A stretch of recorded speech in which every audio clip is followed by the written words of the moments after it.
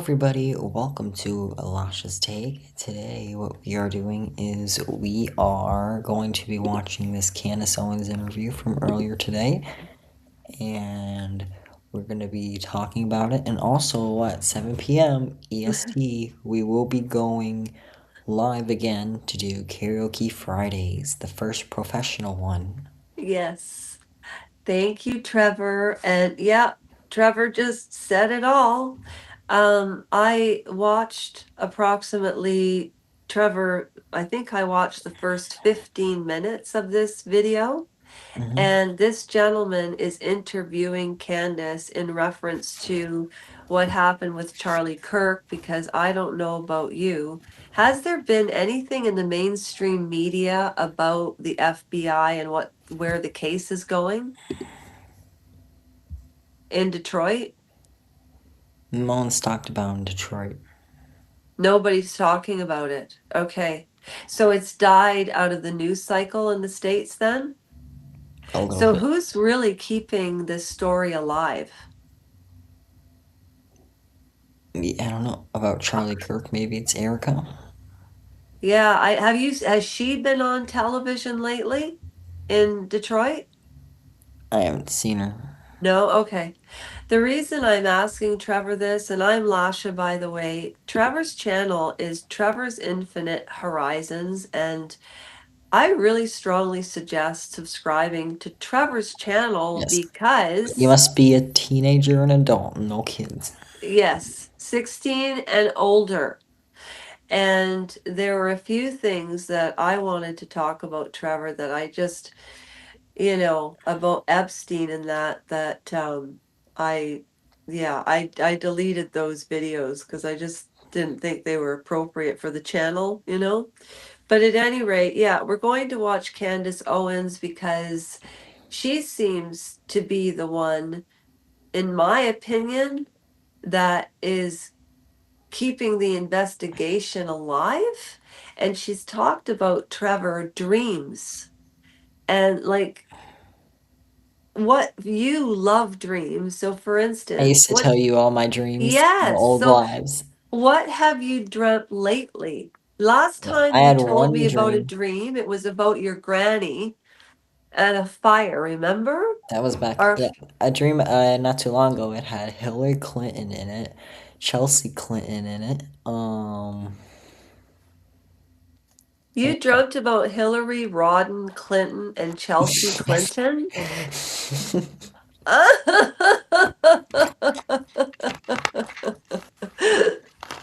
You know what I'm gonna do soon? I'm gonna make a video on your. You know how you had your mom had the scissors. Oh, I'm that thinking was of funny, doing eh? a transparent picture of her with the tree bark and the knife. Oh Maybe then my I can go gosh. done.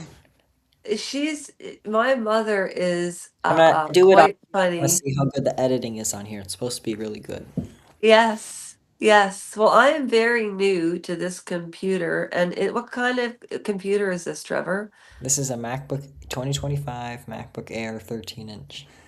Yeah. And I get mine on the 29th, and I stated this before. Trevor is so efficient as a business person and a moderator, and he manages everything. He even sent me a calendar that said January the 29th, AirMac computer, to remind me to buy it because I've been saving my funny money, Funny. Trevor. Why does it look Eh? like that? Why can't it look like?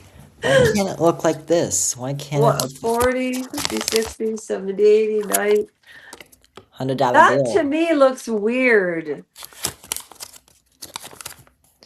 No, Canadian money, at least you know what it is. This is All funny money. American money looks the same, and American money's dirty. Yeah, it is. I like Canadian money. At Canadian any money's. rate, do you want to let's put on the Candace interview and I'm watch gonna go it. find a ring light and see how good this thing Okay, is. let's watch this video. And to turn off the camera, you upload an image of what it shows when your camera's off. So I'll send you your Luscious Take logo to put up. Oh, okay, perfect. Thank you. Yes. All All right. right, let's All right. go. Who do you think is the most responsible? Oh, pray that we get no copyrights. I love copyrights. This was used to be you. I got a copyright for putting a short up for subscribing to somebody's channel. So dumb. And here's an imitation of your mom. Hi, Trevor. It's Jerry Lash's mom. I'll be in your nightmares tonight. Bye, Trevor. I'll be in your nightmares tonight.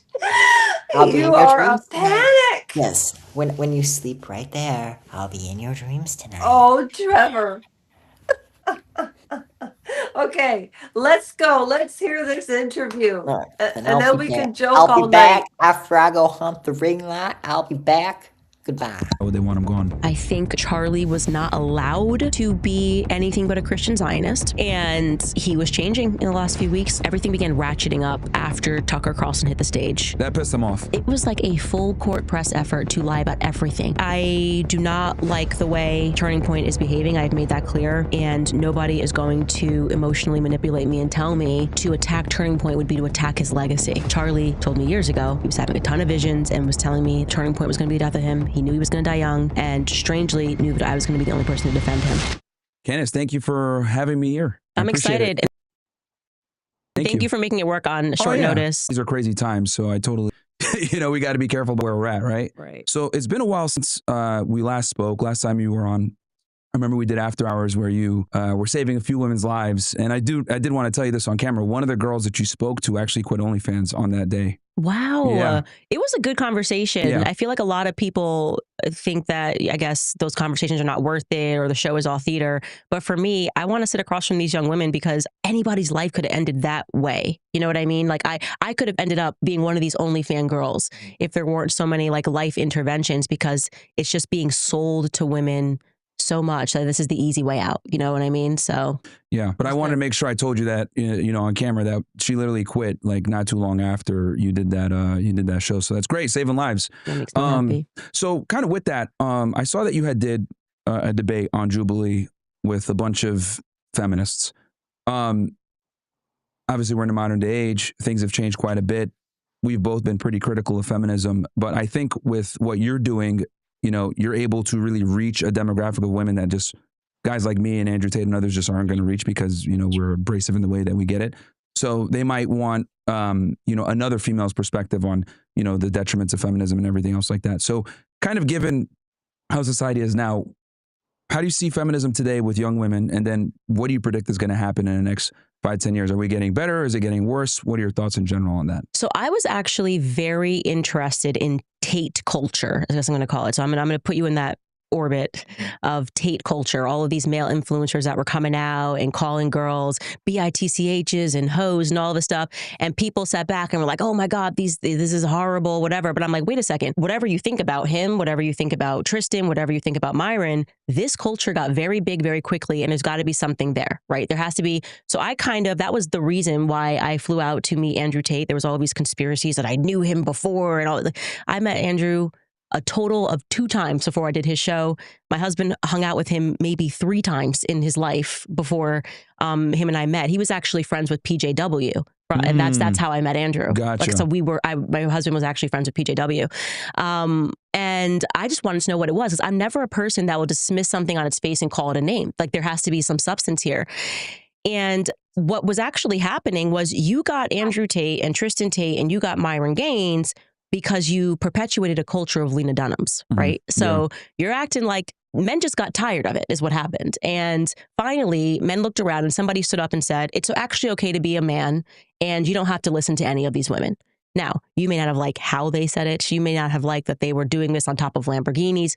But the reality is that what sat beneath that was a horribly toxic culture where women were dictating the terms to men. And every time a man did something that actually felt natural to them, you called it toxic masculinity, and books were written, and Lena Dunham's writing articles, and there's a show about this, and Lena Dunham's naked on Instagram. I wrote a whole chapter about Lena Dunham in my book, and she's naked on Instagram, and she's lecturing you if you don't want to see her, overweight, naked, and tatted up. So you can't blame the culture, take culture, until you are ready to address where this actually came from, which was women constantly bashing men over the head and telling them that masculinity, full stop, was wrong. Given the problems that we have, obviously, whether it's me or Tate or other people, will kind of come in and say, hey, this is what you need to do as a guy. This is how the modern day marketplace is now when it comes to dating. What's your approach to kind of combating this problem from a female perspective? First, you have to understand the origin of feminism, right? You have to understand that this was not a culture and an ideology that came because they wanted women to have equal rights with men, okay? This was a CIA-sponsored PSYOP. Gloria Steinem was sponsored by the CIA, okay? These protests were sponsored by men in government. A lot of them homosexual, actually. And the reason for that was simply because they wanted to tax, it was actually twofold, I would say.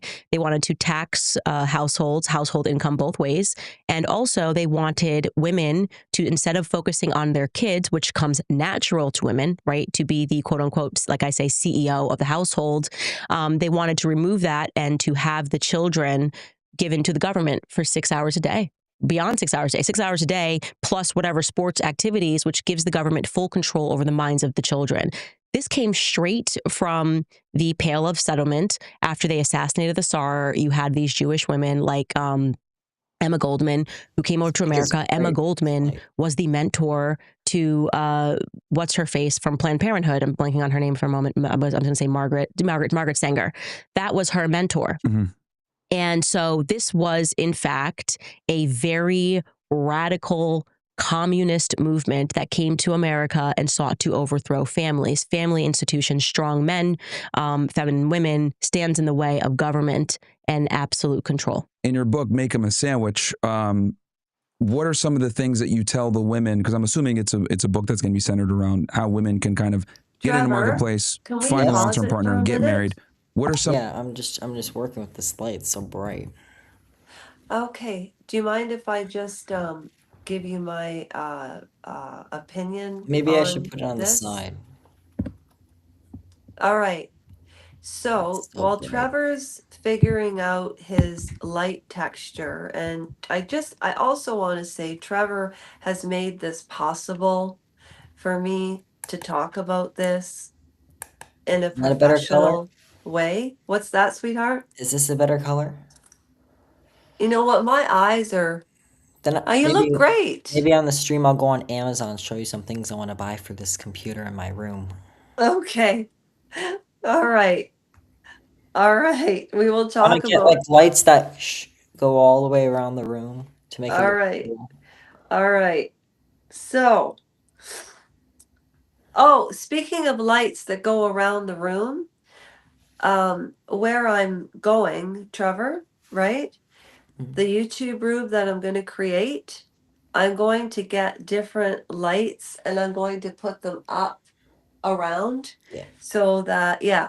Okay, so I'm just going to take 5 minutes to sort of summarize what Candace Owens said and share a couple of my thoughts. So we've been online now for 13 minutes and 29 seconds. I'm going to talk until it says 1650, and then Trevor will put the live back on. And again, because of Trevor, he made this possible for me. You're going to talk so I can turn this sharing screen off.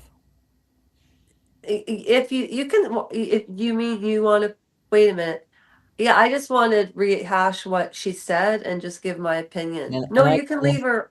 Oh, I see. Okay. If I don't want to listen to you, what if I just went on my phone? Okay, so if you leave, can you I can always turn the camera off and give you the spotlight. I don't want the spotlight. Can we go back to the way it was before, where it had Candace at the top and my face was just there? And then I'm just going to explain for like 3 or 4 minutes and then watch another 10 minutes of it. And then that's about it. But can we do that? I'm more comfortable. Thank you. Okay. If you want to turn your screen on, that's fine, Trevor. Okay. So what I wanted to say about Candace Owens and feminism she just said, when Trevor kindly put it on pause, she was talking about Tate culture. And in a minute, Trevor we can talk about Andrew Tate in Yes, a minute. it's soon going to be the But university strike too. but let's just let me just stay on track for a minute before I lose my train of thought. So what I want you to take from this live stream is something, because when people watch a channel, and I know when I watch something, I'd like to take something of value from it. So one of the things that I noticed about Candace Owens is when she was offline for 2 weeks and she's going back, she's not going to be online today investigating the Charlie Kirk situation. In my opinion, I feel like she's hit kind of a dead end with it. But one of the things that she was talking about with feminism is she said that she was a liberal. She was talking about indoctrination into schools. She was talking about in one of her prior videos that Charlie was a gifted student, which I didn't know. And I don't know about what you all think, but Charlie Kirk had a really big head. Trevor, you noticed that? Yes. He had a really enormous head. He's like, Now, oh, my name is Charlie Kirk.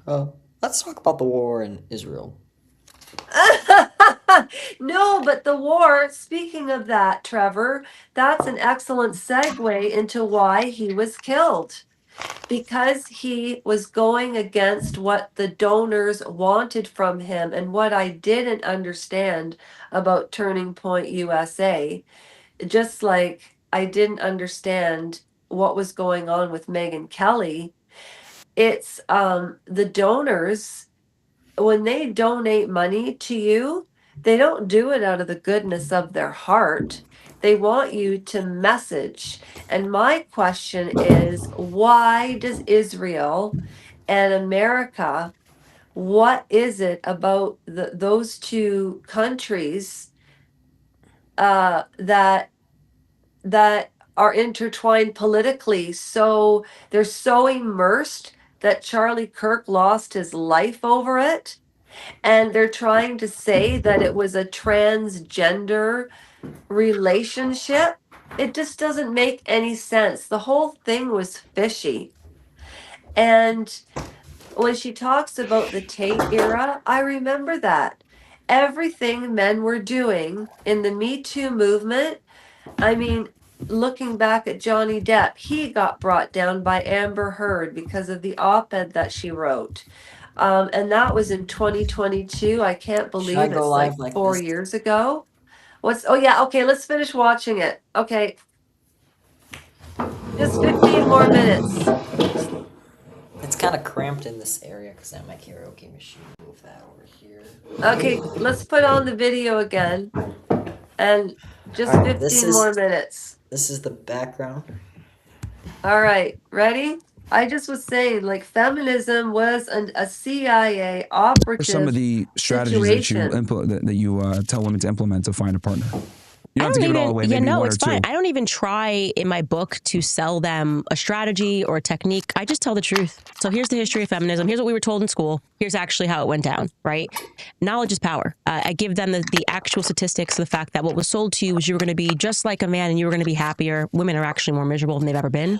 If you go back and you ask most women about their grandmothers, they remember grandma being happy, right? So what they actually sold to you, now you've achieved this equality, quote unquote equality, and women have never been more miserable, and women are popping more pills than they were popping and finding it harder to find a partner and wondering why.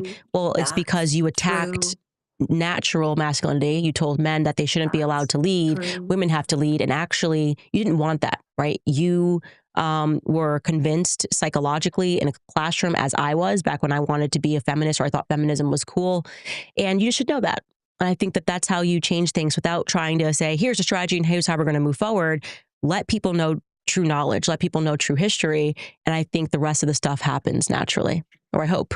For you on your journey, when did you figure out that feminism was a lie? Like, was there a certain event that triggered it that you were like, holy crap, this is BS? I actually This tell the is really story in this book. I think I interesting. do, actually. I think it's in this book, or it's in my last book, actually. It's in Blackout, of this teacher that I had, and I was required to take a Feminism 101. It was called Women's Studies. Maybe it was Women's Studies 201 at the University of Rhode Island. And at that time, I was like, yeah, I'm a feminist, of course.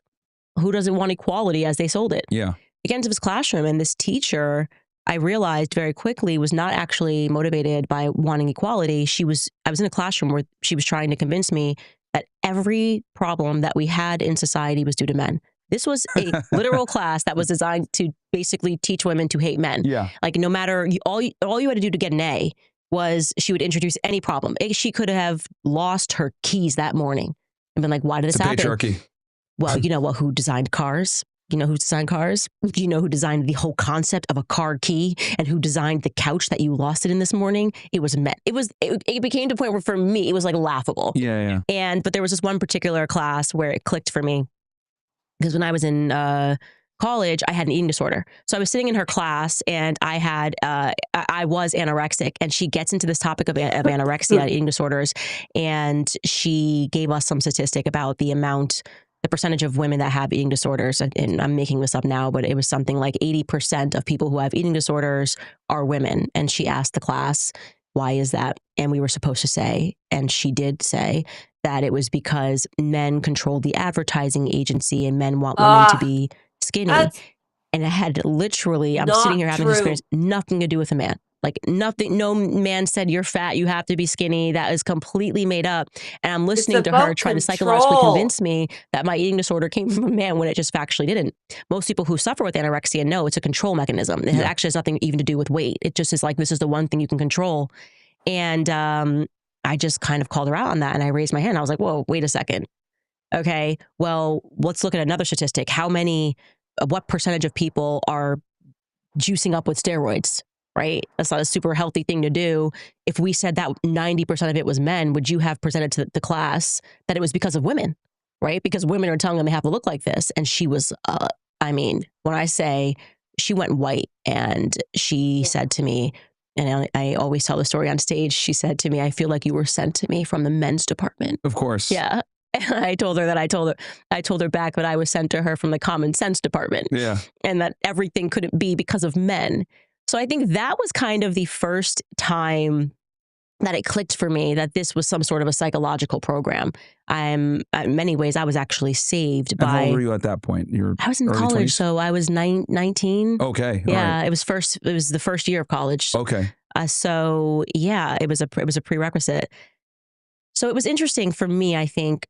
Did that make you shift your priorities? Like, I was never a gun-ho feminist. I just was like in the back of my mind, same way that I was liberal. Like I was never voting Democrat, but if you had asked me, what do you think about this? I would have very quickly been like, of course we need feminism. Yeah. And then I was kind of thinking, man, these women are really annoying in this classroom. Because then there were the majors that were there, you know, the people, these women that were tatted up and like growing their armpit hair out. You know, we had those people in class, and I was like, I don't like any of these people. So it made me think that there was something more to the feminist movement, I think, which was indoctrination. Interesting. Okay. So I think you've been able to do what every woman dreams of: have a family, have children, have your dream man, but simultaneously being able to also, you know, run a business and do what you want to do. And I noticed when you were debating on Jubilee, some of them tried to say, oh, well, you're a hypocrite. You're over here talking about feminism being bad, blah, blah, blah, blah, blah. But, you know, you obviously have a lot of things set up where you maximize your ability to be with your family, right? You do your show, get out of there, spend time with your family. What would you say to the people that sit there and try to call you a hypocrite because, you know, you're successful in your own right, but you've been able to also balance a family, which many women can't do. They want to do it, but they can't do it. What would your response be to those critics? We don't want to see homeowners falling through their floors. Certainly not. So as the symptom goes, moisture, mildew, mold, any of that stuff. That's bad. Wood doesn't like water. Every house that is on a crawl space needs an encapsulation. It's so important, man, if this doesn't get done. First and foremost, do not allow people to rule you by exceptions. What I mean by that is it is such a mistake to look at my life and to say, Candace did this, and so therefore I can do this. My life is actually exceptional, right? We are sitting in my house. I do things on my own terms. I wake up in the morning. I get to homeschool my kids, right? I'm homeschooling my children for hours. That's now very important to me. I get to do a podcast from home, and I am actually doing something that I enjoy, right? What is the number one thing? If you find any woman that makes it and she's successful, what is she doing? She's tapping into her femininity, communication. Women communicate more than men. I have a whole chapter on this. If you have a daughter and a son, you know this. Girls start speaking faster, and we will speak more words from men for the rest of our lives. And when you actually look, and I ask people in this chapter, if I ask you the question right now, who is the most successful man in the world? Just give me your answer. If you have to name a couple of them. I was gonna say, like, from a financial perspective. Yeah, sure. Full stop. If I said who's the most successful man in the world, I mean, would you you could say? like the richest guy in the world, who would be Elon, even though it pains me to say that. But okay, yeah, no, but that's the right. You would say Elon, or you would say something based on meritocracy, finances, and you would status. say Jeff Bezos. Precisely. Everyone would say the same answers, right? Yep. If I ask you who is the most successful woman in the world, what would you say? That's where it gets yeah. Right. I see what you're saying. Like, what is it? Like, off the top of your mind, like what are the names that come to your mind? Yeah, it's an ambiguous. Like, you're like, okay, well, are we going to go off career? Are we going to go off where? But most people would say like Taylor Swift or Oprah. Mm-hmm. These women are nowhere near the richest women in the world. Nobody knows the name of the richest woman in the world. Mm-hmm. And so I go about through this in my chapter. Yeah, you'd say Beyonce. I'm like, these are the names that you would say off the top of your head if I asked you who's the most successful. Nobody knows. Everybody knows the names of the most the richest men in the world, and yet nobody knows the names of the richest women in the world. Good right? Point. Nobody knows the names of them. And the answer is a Russian woman. And I talk about this in my book. I'm like, nobody knows her name. And the women that you do name actually all tapped into their femininity. Taylor Swift was writing songs about relationships. Mm-hmm. She was writing songs about looking for love. Mm-hmm. And women flocked to this. Oprah was communicating to the housewife, right? She was speaking about issues. They're tapping in actually to the one thing that actually you think they're standing against. Oh, they're the ultimate feminists. No, they tapped into their femininity and found success, actually. And women do not, when we think about success, we don't measure it in terms of finances. That's why these women, we think, are the most, quote unquote, successful women in the world. Mm-hmm. Whereas men naturally think finances. Oh, it's Jeff Bezos, it's Elon Musk. So I do a chapter and I speak about that in my book about who the richest woman in the world is. And then the next 10 women who are the richest in the world are all rich because of who they divorced, mm-hmm. right? Yep. Yeah. So what is the picture that we're recognizing here? We don't measure success in the same terms as men measure success, nor should we. And it's important for women not to Trevor, think that becoming financially rich. Okay. Yep, I'm right here. Okay. I just need 5 minutes to share with what. Can I move the angle back over to where it was before? Sure. Yeah. I'm done now. I figured out what I wanted to say. I'm just setting up for the karaoke thing. Yeah. Internet wise.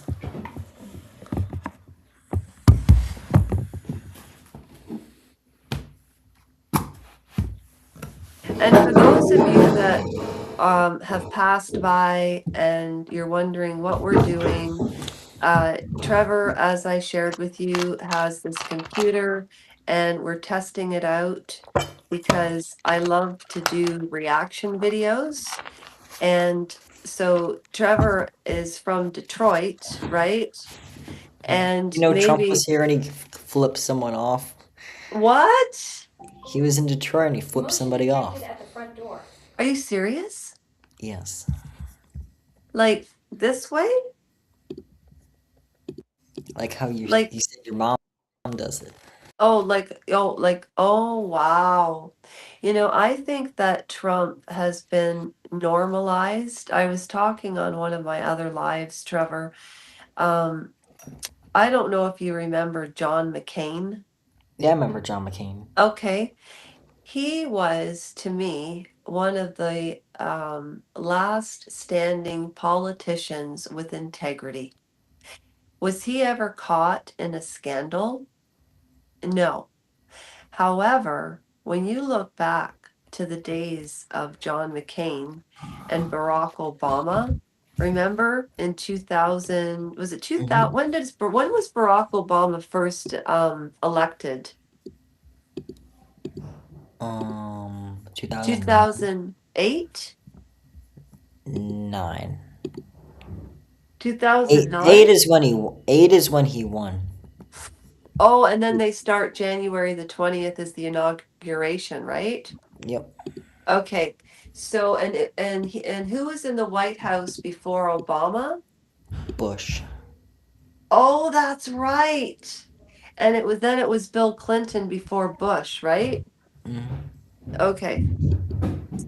So oh shoot, what was I going to say? Oh yeah, John McCain, he went to the Vietnam War and he was captured by the Japanese and tortured for 5 years, Trevor. And he was the senator of, was it Arizona? Yes. Yeah, okay. So in my opinion, when Candace Owens was talking about femininity and the Tate culture, the reason the Tate culture occurred is because of the Me Too movement. And that's when I said prior to the Johnny Depp defamation, Harvey Weinstein came down because of Ronan Farrow's catch and kill. Who else came down? Jeffrey Epstein came down. Just any man came down. False allegations. I look back at and the other thing that she was saying is that men and women are very different. And I agree with that so much. At the heart of women, in my opinion, this is just me, I'm 54 and I haven't met anybody in a relationship to have a relationship with. And when she said without having a family, women are more miserable and they're popping pills more and all of this, that is so true. Like, I do have this handy, my vape. And is that such a healthy thing? No. No. Right? And it's sort of like somebody said to me, why is the manager of your channel, in middle school, college, what have you, and you're 54?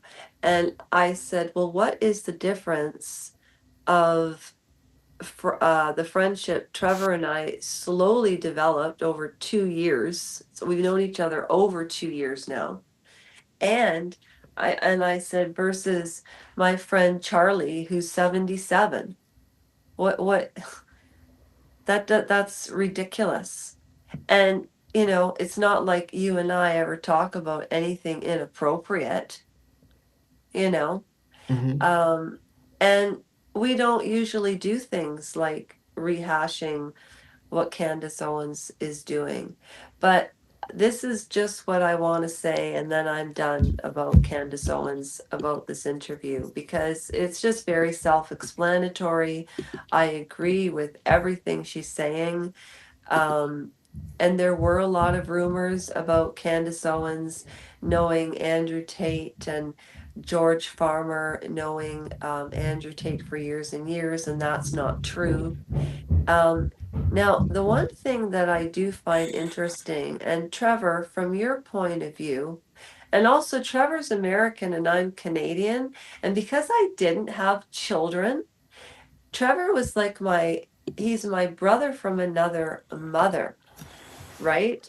So sometimes in life, if you don't have a family, one of the things that Candace Owens was talking about, not in this interview, and Coach Colin talked about it as well, is that you have soul connections with people. Trevor, do you believe that's baloney or what? Do I believe that what's baloney? like you can have family outside of your family. Like you can Mhm. have soul connections with Yeah. people. Do you know?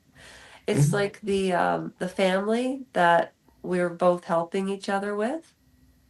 Um, the minute that I walked in there and I shared this with the lady, um, I said the minute I walked in there, it felt like home, and it Absolutely. did.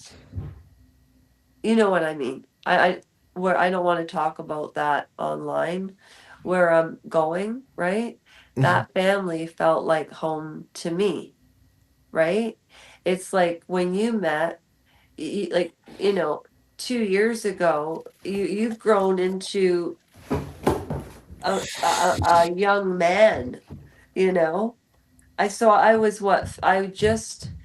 I was 51 turning 52 when I met you, and now I just turned 54. Yeah. Oh my gosh, unbelievable.